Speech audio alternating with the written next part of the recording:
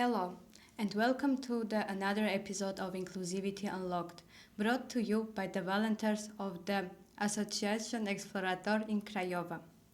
This special episode was recorded during the YouthExchange project, Misinformation Busters, Youth Taking a Stand.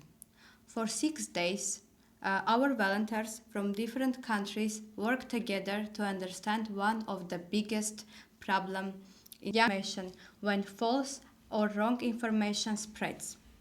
In this episode, we will talk about the huge amount of information we see every day and ask how we can tell what's wrong and what's not.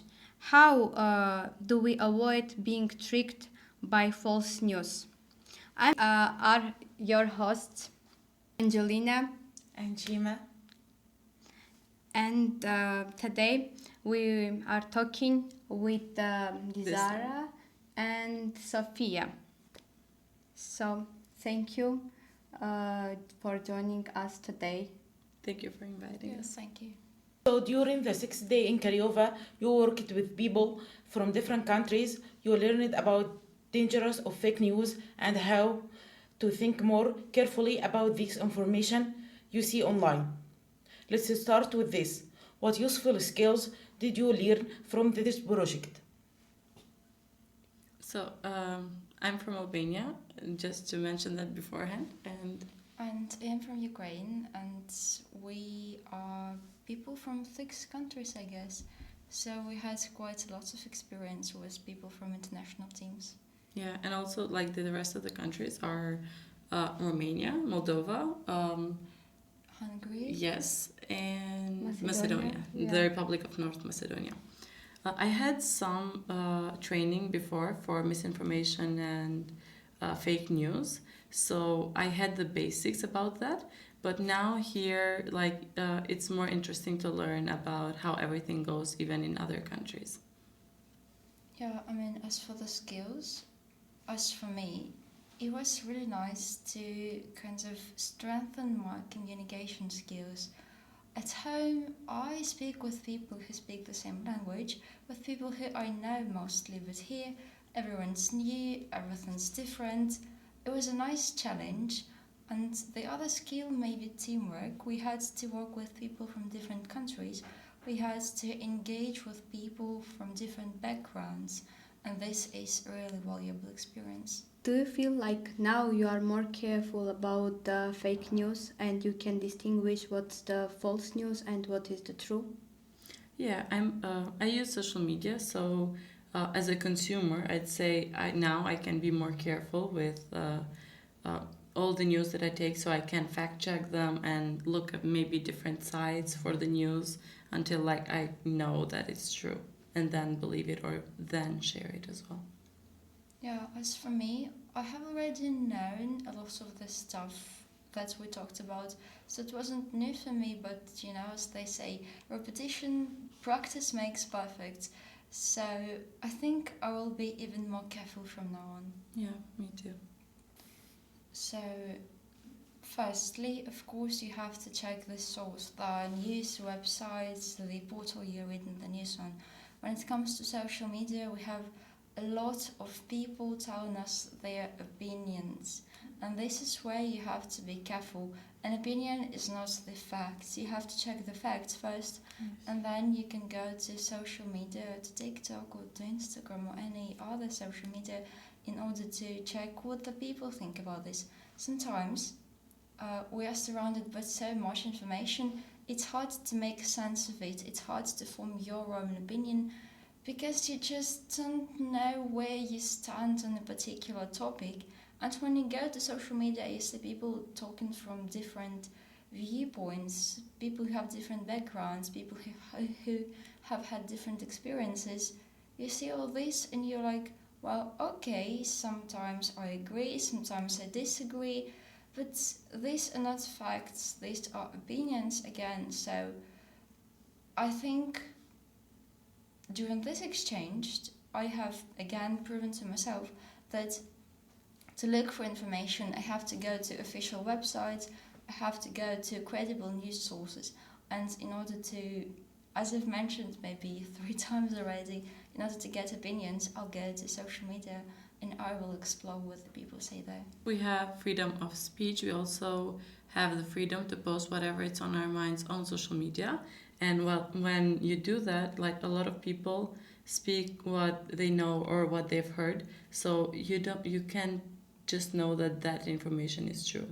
For example, there are like different examples for every single topic, and someone may say it's good, someone may say it's bad, but it's up to you, for you to decide, not to just decide, but for you to check like different websites, check credible sources, and then to decide if it's good or not.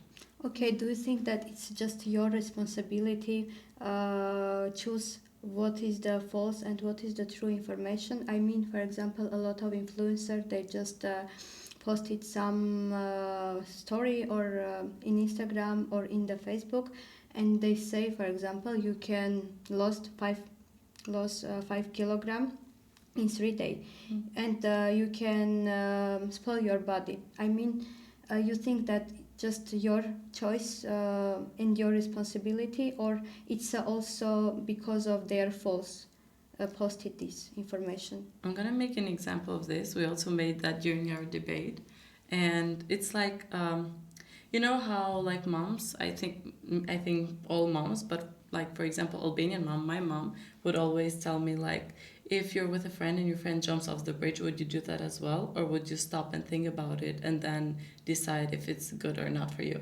So I think it's the same thing with social media. Just because you see something there, you should stop and think about it, if it's good for you or not, and also check if it's good or not. I don't know. Okay. Yeah, What do you think about we this? have the same saying in Ukraine, but it goes, if your friends were to jump off the building, not the bridge. Okay, but this is it else. I think that partly it is your responsibility. You have to think for yourself, as Desara has said recently.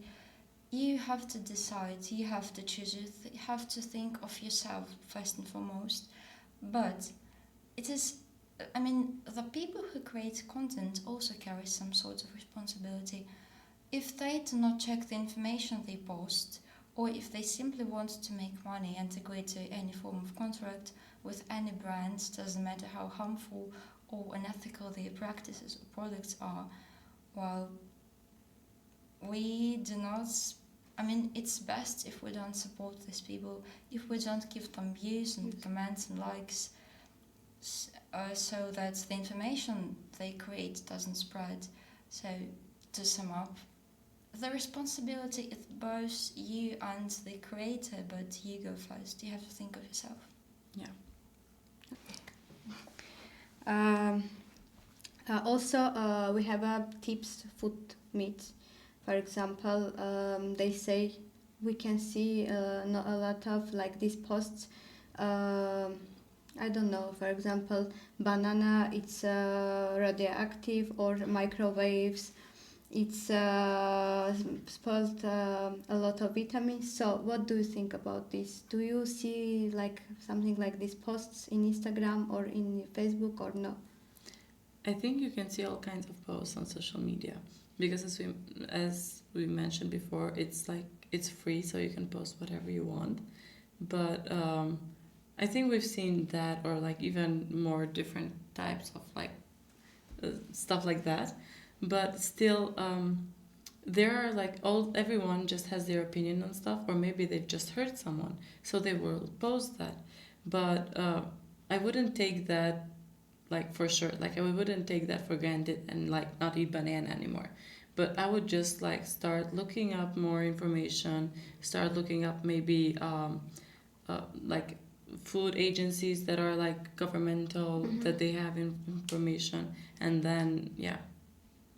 Yeah, as for me, I mean, in Ukraine, we have these tabloids that do anything for your attention, and these are usually these websites that post things like that.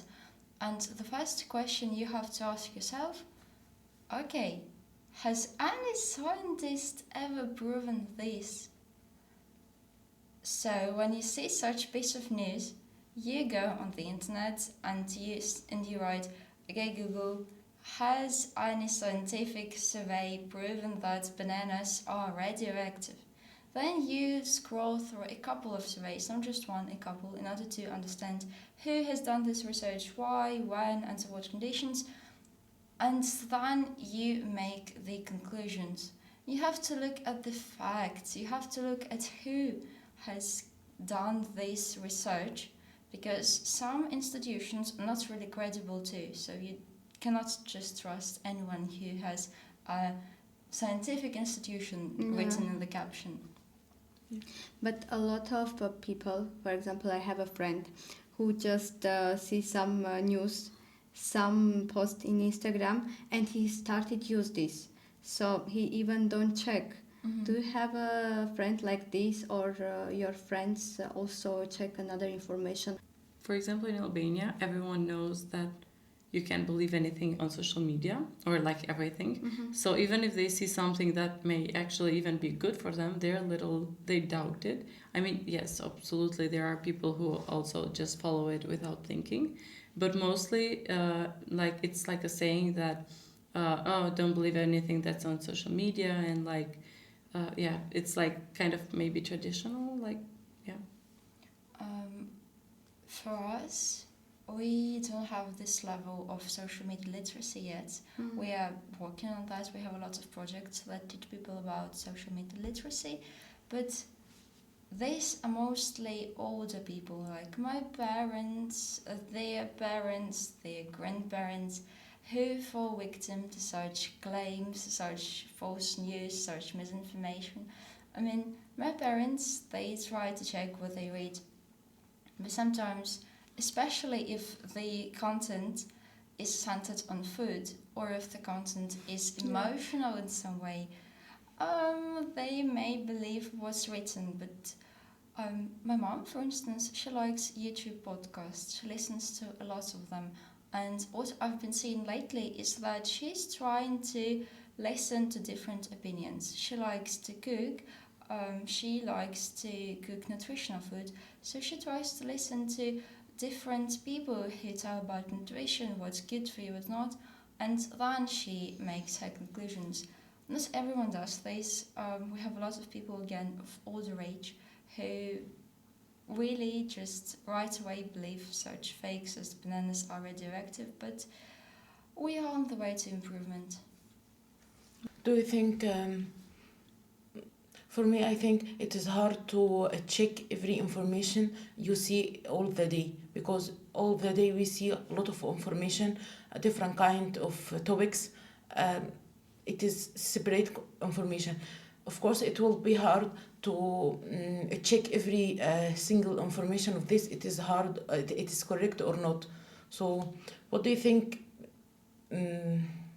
For people, it will be hard. Maybe for you and for you, you want to check from this information. But what about other people? What we can do to make it easier to just, or maybe convince them to check this information? I mean, for example, in Albania, there are like a lot of media literacy like programs that Sofiia mentioned that they like post. They're always posting that you can't believe everything on the internet, and that you can go on to these pages, for example, and they list the pages to fact check your information. So even for like, if you use social media, I think you come across one or two videos like that too, like with information, with correct information. So yeah. I guess what you're trying to say, it's hard to check everything, and after spotting 1, 2, 3,000 fakes, you're just like, okay, thank you. I won't be using social media anymore. I won't trust what the people say.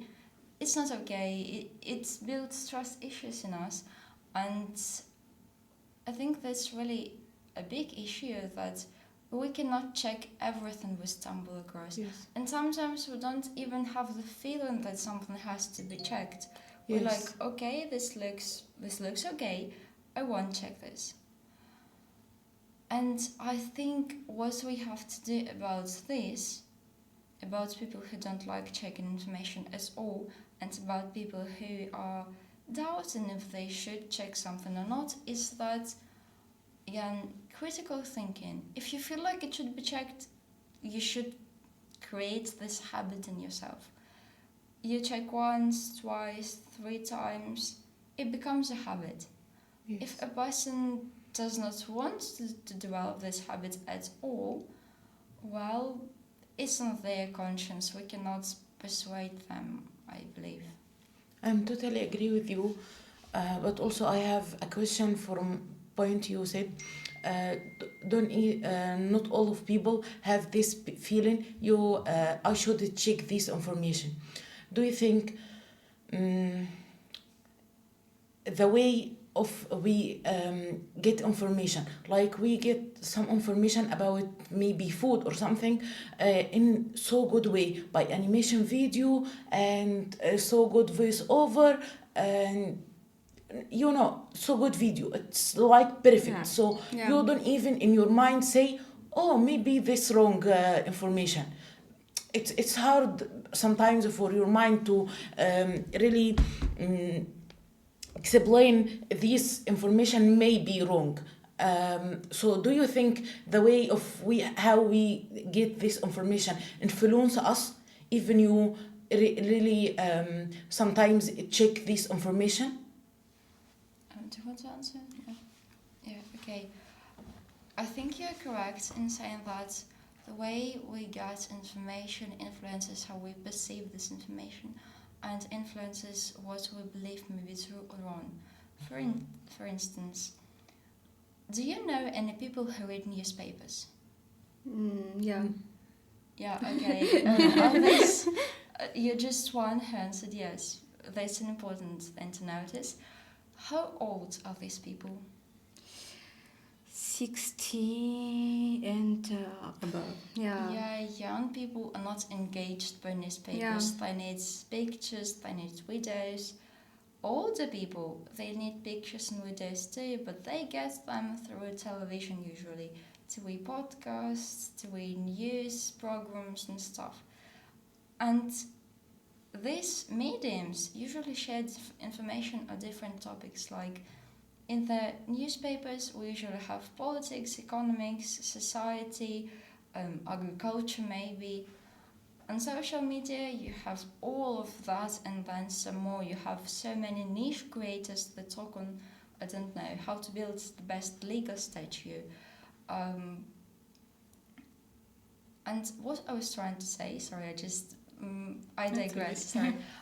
What I was trying to say is that the way we get the information matters, the way the information is presented to us. And about the feeling of when I have to check the information I get, I think you have to kind of nurture this feeling in yourself. Even if you think that, okay, this video is engaging, this video is fine, but you don't like something, there's just one detail that stands out, you go check. And I think that not everyone has this feeling because they simply scroll through videos. Yeah. They don't pay attention to what is actually said in the video.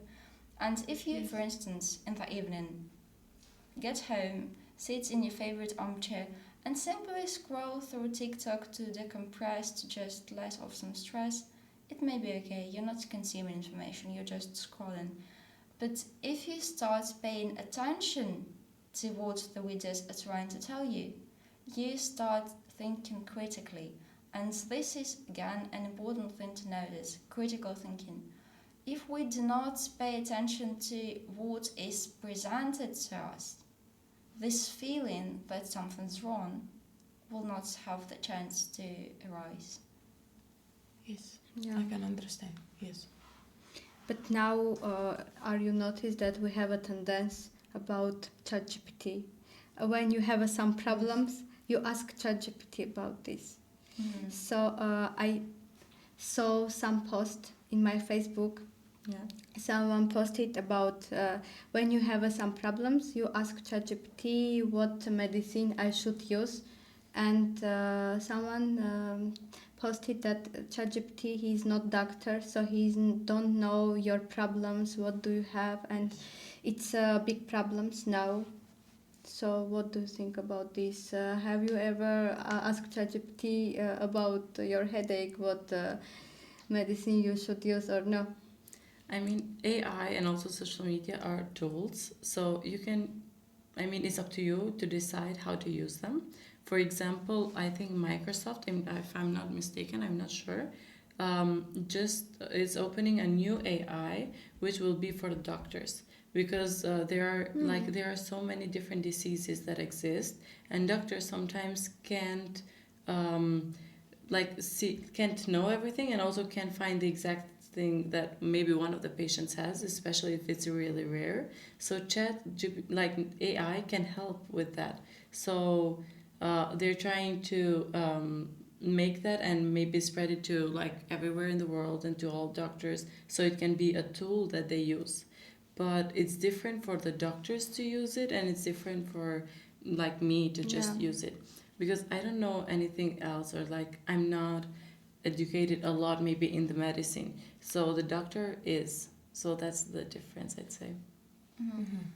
Do you have this thing in Albania where people go to ChatGPT or other AI instead or even of Google? before. No, instead of Google. Yeah, or TikTok as well now. Yes, they ask, hey Chat, is this true? Is this correct? So they use Chat as a fact-checking tool. Yes. Yeah. Yes. In Ukraine, this is huge. A lot of my friends do this. I do that from time to time. And to answer your question about headaches, I do that regularly. Just to check, because I have some medical problems and I know quite a lot of vitamins and supplements and stuff. And sometimes I get really confused, and my doctor is not always easy to reach. But Chat is not the thing you can replace a doctor with. So, and sometimes I digress again, I think. And sometimes it can cause even more harm, because Chat presents you all the facts, all the information, and sometimes the problem you have is way more specific than that. So I think you can use Chat in order to determine if something you have may be something else. Like, I'm having a headache, but maybe this headache is related to me not having enough sleep. I go to Google or I go to Chat to ask that. I consume this information, and then I make an educated decision if I should go to the doctor or if I should try to sleep more for like a week and see what happens. Sorry, I had something to follow up to this.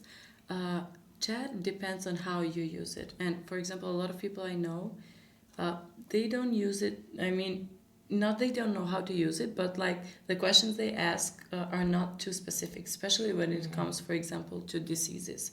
Like if you're asking Chat, like, why does my head hurt? As Sofiia said, you've left so many things out. So maybe another thing you can do is text like, hi Chat, like I have maybe these symptoms, but ask me other questions. So Chat then continues to ask you questions and you respond to them, because you don't know, some things may relate it to some other things. But even if you're doing like maybe a project or homework or just answering a question, you have to be specific. Like you can't just say something and let Chat do the rest, but you have to be specific, because like if you don't, Chat is not going to give you the answer for your whatever. But can you trust Chat, for example, and use some medicine? No. Okay. I mean, I think it's also disclaimed there. Chat can't give you medicine. It can advise you for some vitamins, but that's it. But also, it's like a disclaimer in Chat that you shouldn't. Yeah. Yes.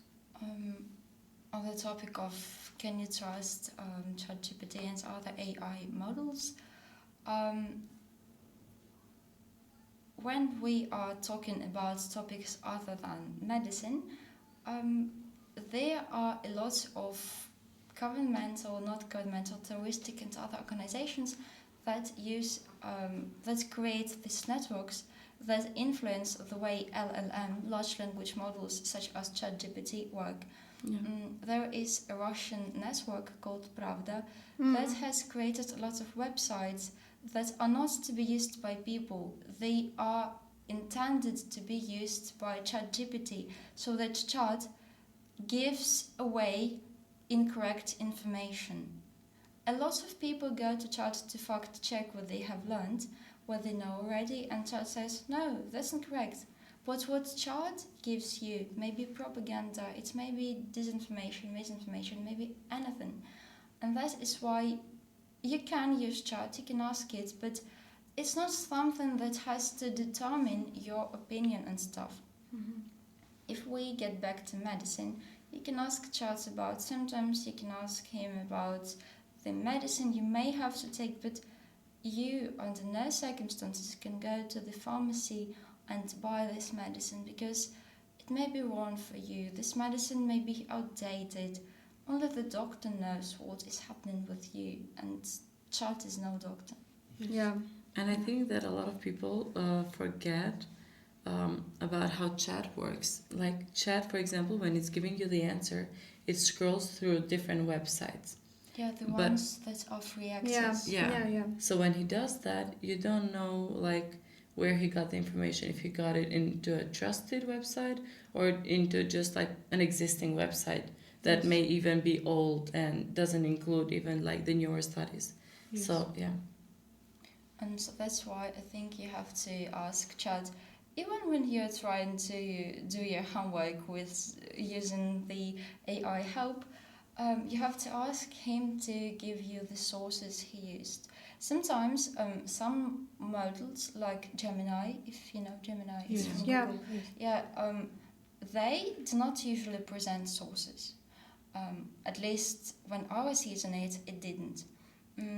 But you have to ask, okay, give me the sources you found this information on.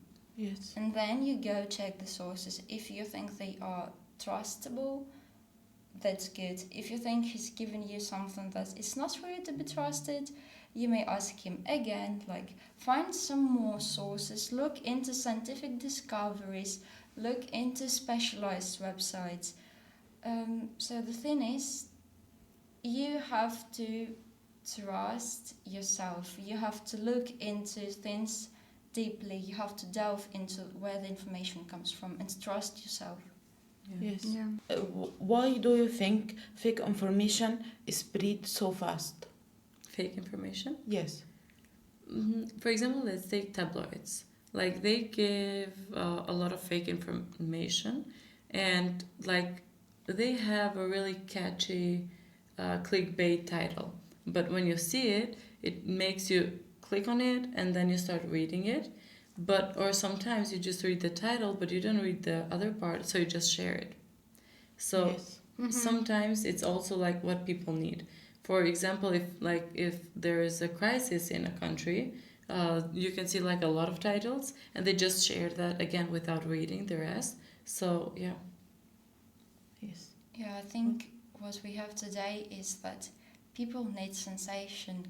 People have this urgent feeling that they need to brighten their lives somehow, especially if they are living a life that's slightly routine. If they wake up, go to work, get home, go to sleep, nothing interesting. They go to tabloids, social media, and as you've mentioned, they may simply scroll through the headlines because they need these emotions. They need, oh my god, Angelina Jolie has just dyed her hair green. Wow, that's what I needed in my life in order to make it more interesting. People don't go to tabloids to get credible information, but that's the danger, I guess, because they trust information that is created in order to draw attention, so that the tabloids get more money from the rates they receive. You are young, you are youth. Why it's important for you to check the information? Just go with the flow and with people. Just believe the other people believe. Why you check this information? Why you, oh my god, if this information is correct or not, I can check. Why you have why you feel this responsibility? I mean, now, especially with like AI getting better and better every day, and also like generating pictures and videos, now it's even getting like more important. This, like everything we just talked here, is getting even more important, because you never know if I mean, for example, there was this video and I was showing it to my grandparents, and they couldn't see that it was generated by AI Yeah. and it wasn't real, because it looked so real, and it was like a Yes. little bad quality, so you couldn't see the details. But I could see that it was AI, but they couldn't. Yes. So maybe when like AI is still like getting better every day, so maybe one day like we can't even like see the difference between AI or real. Yes. So I think it's all like, I think there was a case that happened. I'm not sure what country, but there was a case that they called a mom on the phone and they made AI talk, and they like modified the voice, and it was like her daughter calling, and she was crying on the phone and telling them that I'm kidnapped and you need to pay them, and she asked for proof. And because she was active on social media, they got her pictures, and they made a picture, like they modified again a picture and generated a picture, like she was tied to a chair, and she was calling her daughter, but her daughter's phone wasn't answering because her daughter's phone didn't have any battery, and she was actually safe, but she didn't know that. So it was a whole like, yeah, she thought for I think for like a few seconds at least that her daughter was kidnapped. So in this specific experience, how you can check this, for example? Well, I think there are tools that you can check if it's AI. Yeah, there are tools you can check if it's AI or if it's like just a real picture. And you can go there and you can upload the video and or the picture, and it tells you if it's AI generated or if it's like an actual picture that was taken. It's really hard too, because when you have something like this specific experience, and it's you have a lot of emotions. So first, you even didn't think that it's maybe it's AI. Yeah. So Yes. In Egypt, said this example of kidnapped daughter. In Egypt, it is more worse because some men do take some photos for one girl, and by AI and Photoshop and something, they put her face in another body, making a video for not acceptable by society. yeah. So and then publish this on internet, and it's got viral. Everyone watched this, and one time this girl suicide. So it's really so. Yeah. It's really so scary, so scary. These tools supposed to help us, not literally killed us. Yeah. Especially as women. I feel like maybe sometimes if we take this case in our mind, these tools really will harm women so much. So Yeah, in this case, like you can go to the authorities, and then the government can get involved with like police, and they can find out if the video was true or not. Yes. And you can also sue the other person for defamation or like for, yeah. So yes, I mean, but it doesn't help the girl in this case because she Yes. killed herself. But Yeah. But for society, it doesn't matter. It's your really, it's your face, it's your Yes. body, or no. yes, And they can share, so a lot of people can see this. yeah, And it's so Unfortunately, hard to solve this problem without some emotion and be really brave. It's really hard. yes, I think as a society, when we see such videos of people like take the video with this girl, for instance, again, we have to think critically. We have to pay attention to maybe the circumstances under which this video was taken were not the best. Maybe this girl was forced to do something. I mean, we cannot detect if it is AI or not, we should think if maybe the girl doesn't want to do this, we should not blame her. Yes. Or Yeah. maybe just have Yes. some empathy. Yeah. Yes. But just I think 15 or 20% population think like this. Yeah. It's a They- problem. They do, unfortunately. Yeah. It's, again, I think this is what you were asking about. Why do we have to fact check? Why we feel this responsibility? In the previous couple of decades, I guess, after the internet got really widespread, lots of fake news, lots of fake videos and pictures and stuff have hurt a lot of people. Our friends, colleagues, just random Yes. people on the streets, and they can ruin a lot of lives. Even they, like, if you ask child what medicine should I take, and then take this medicine, and it's wrong for you, it can ruin your health. Of course. And yeah.